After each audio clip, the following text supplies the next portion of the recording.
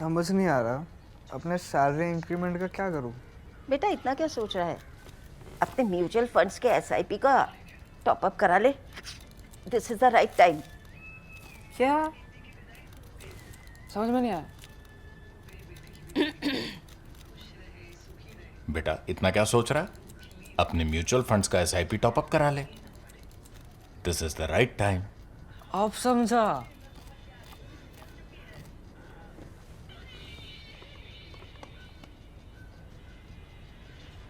Mutual fund investments are subject to market risks. Read all scheme related documents carefully.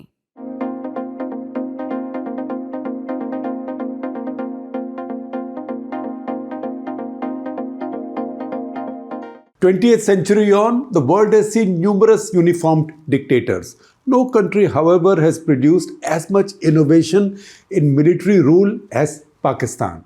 The latest, now that the notification anointing Asim Munir Army Chief and Chief of Defence Forces for 5 further years has been issued. This is the most breathtaking of all the innovations we've seen, even from Pakistan. Any Pakistani cadet who steps into the academy can aspire to become the country's ruler. Yet, Munir has now pulled a stunning innovation, incredible even by Pakistan Army standards.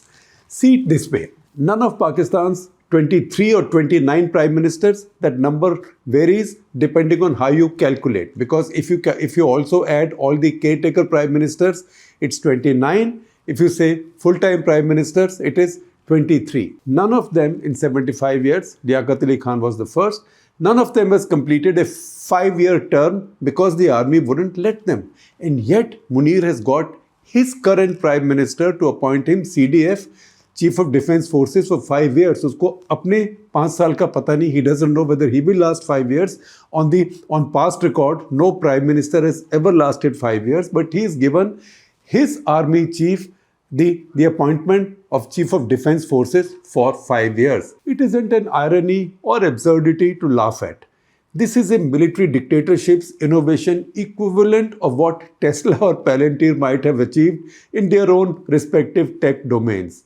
First, Munir persuaded the Sharifs to appoint him chief a day before his retirement, because if they had delayed it, he would have retired the next day. So he was appointed chief a day before his retirement, while the incumbent, then Qamar Javed Bajwa, was in service. As a result, Pakistan had 2 serving chiefs for 2 days. Now Munir's 3-year tenure ended on November 28, so he retired that day, but continued to be chief nevertheless for a week when the notification appointing him CDF and army chief was finally issued.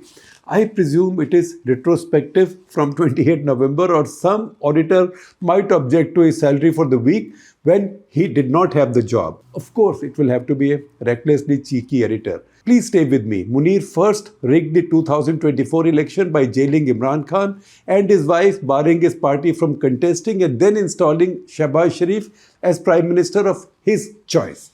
Now he got the same Prime Minister to first promote him to Field Marshal, then mutilate his Republic's constitution through the 26th first and now 27th Amendment, making the Field Marshal's job for life, creation of the CDF as the boss of all 3 armed forces with a 5-year tenure and lifelong immunity from any prosecution. A 2-year extension was thrown as a boon to the air chief, already serving an extended term since March 2024.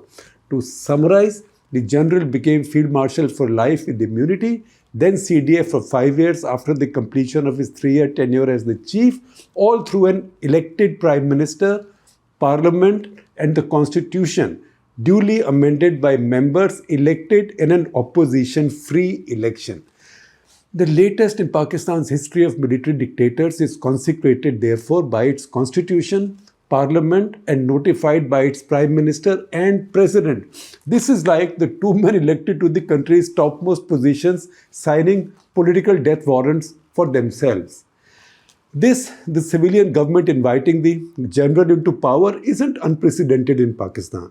It started in 1958. Civilian President Iskandar Mirza imposed martial law, appointed General Muhammad Ayub Khan as his Chief Martial Law Administrator, CMLA. Now, Ayub once appointed CMLA. What's the point of being CMLA if you're not the president? Why should you answer to a president? Ayub fired Iskandar Mirza and became president and appointed a nondescript, non-threatening general, Muhammad Musa Khan, as army chief under him.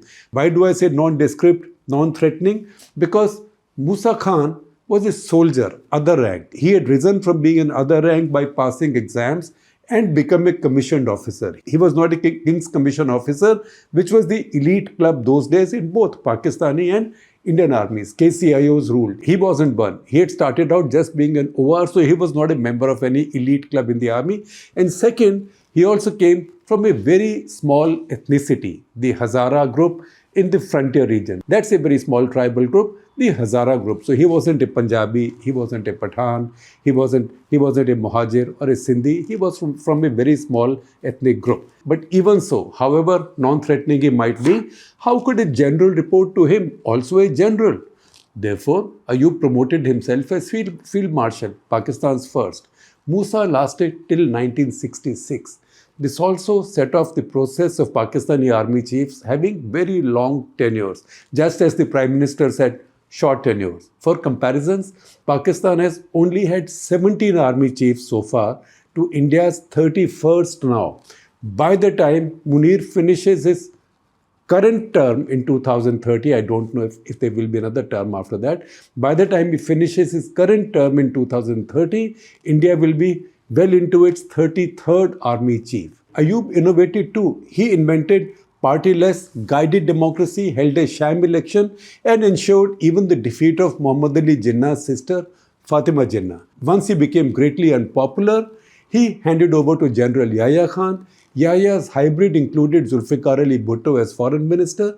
He held an election too, but because the wrong side, that is Mujibur Rahman's Awami League, won, he tossed away the results. After him, Bhutto, a civilian and duly elected also, experimented with martial law briefly in 1977 as protests broke out in cities of Pakistan. But soon enough, General Zia-ul Haq did to him what Ayub had done to Iskandar Mirza, with two additions. He not only fired him as Ayub had fired Iskandar Mirza, but also jailed him and ultimately executed him.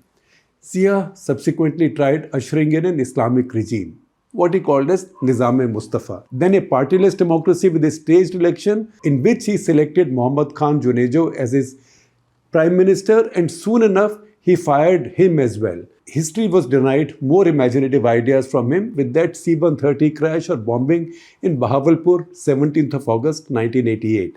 Since then, either a general has been directly in charge, Pervez Musharraf 1999 to 2007, or has controlled power from outside or rather leading from behind, routinely cadging extensions until Munir came with a new improved script, or I should rather say a new improved script. If we go into greater details of the many colorful arrangements in Pakistan, it will take too much time and take us away from our argument this week for the larger subcontinent.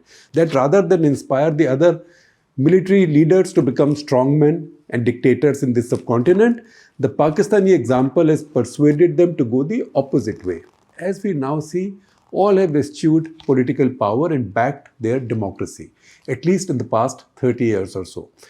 We are talking about Bangladesh, Sri Lanka, Nepal, Maldives, even in Bhutan, the monarch who was all-powerful, he's brought in a fairly elected government and ceded significant power to his elected prime minister. They've all rejected the example of Pakistan.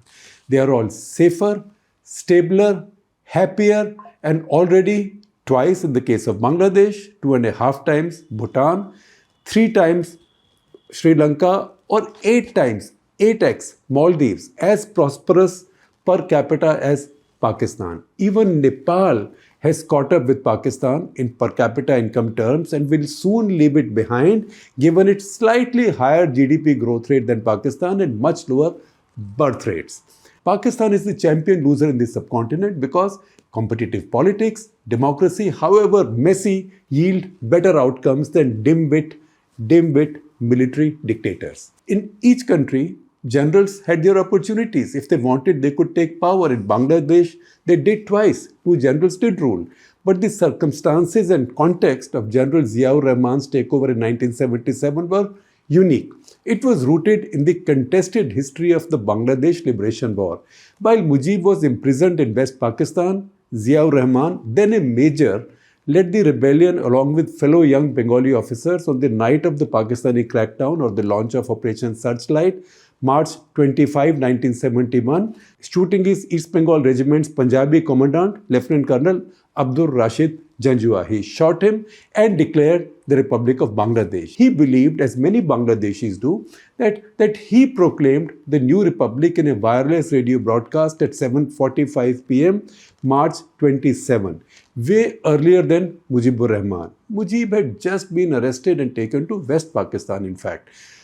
Mujib too took a dictatorial turn, and his assassination and multi-stage military takeover was then led by relatively young officers. Zia, who had now become chief, Bangladesh had so few officers that everybody got very quick promotions. He had become chief by now. He took over power in 1977 and was assassinated by young officers in 1981. After a brief civilian interregnum, General H.M. Arshad carried out a bloodless coup and ruled from 1983 to 1990. But how did he go? Ultimately, democratic pushback destroyed him. All major parties, notably arch rivals Sheikh Hasina and Khalida Zia, joined hands to oust him and restore democracy and ensure that a fair election was held. Convicted for corruption, Arshad did jail time and then came out, launched a political party because his sins had been washed in the Ganga Snan of prison, and died an ordinary democratic politician. Bangladesh recovered from these hard knocks, and its army, having learnt its lessons, became a guardian of democracy. Since that happened in the last 20-25 years or so, we've seen what a spectacular growth story Bangladesh has become. Over the past 2 years, we have seen street protests throw out deeply unpopular and elected governments in Sri Lanka, Bangladesh, and Nepal, 3 countries. In each, a general could have easily taken over. Instead, they all employed the army to bring reassurance amid chaos while supporting peaceful civilian transition and elections. In Bangladesh, the country most likely to be influenced by the Pakistani military, the most political statement you've heard from its current chief is a gentle nudge once that elections should be held sooner than later. And I should make a special example here of Nepal. For years, as the Maoist, very violent Maoist insurgency raged, it is the Nepalese army that fought them. But once democracy was brought in, there was an amnesty. The same Maoist guerrillas who the army was fighting came out. They got elected as leaders. The same army dutifully saluted to these leaders. They may have been fighting them bitterly, viciously, but now they were duly democratically elected leaders. That is a supreme compliment to the professionalism of the Nepalese army. I would also add patriotism of the Nepalese army. That adds up to the 3-example rule in journalism. We need 3 examples to make a point. In the exact period that Munir has been consolidating power in Pakistan, his counterparts in Sri Lanka, Bangladesh and Nepal have eschewed it. They've eschewed power with remarkable dignity and professionalism and patriotism. Each of these countries is doing much better than Pakistan. And if your country is doing so much better, so what? If nobody can remember the name of your army chief, even I can't. I should, but even I can't. The downside is, such as this downside is, that Donald Trump would not hail your chief as his favorite field marshal. My favorite field marshal. Isn't that something to celebrate?